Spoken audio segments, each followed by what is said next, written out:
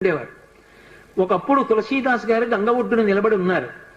ఒక ఆవిడ గబగబా వచ్చి ఆయన కాళ్ళ మీద పడి నమస్కారం చేసింది. ఎప్పుడూ అలవాటు మీద తులసీదాస్ గారు దీర్ఘసుమంగళీ భవ అన్నారు.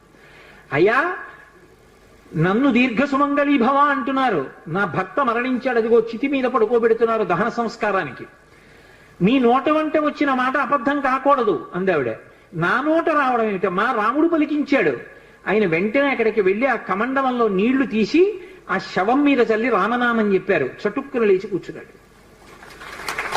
ఇది చూశారు పాదుషా యొక్క గూఢచారులు ఆ గంగా తీరంలో తిరుగుతూ. తులసీదాస్ గారి దగ్గర రకరకాలైనటువంటి విన్యాసాలున్నాయి, ఆయన ఏమైనా చెయ్యగలడని పాదుషాకి చెప్పారు.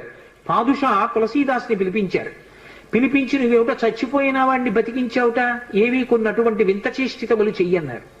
తులసీదాస్ గారు అన్నాడు, వింత చేష్టితములు చేయడానికి నేను గారడీ వాడినా?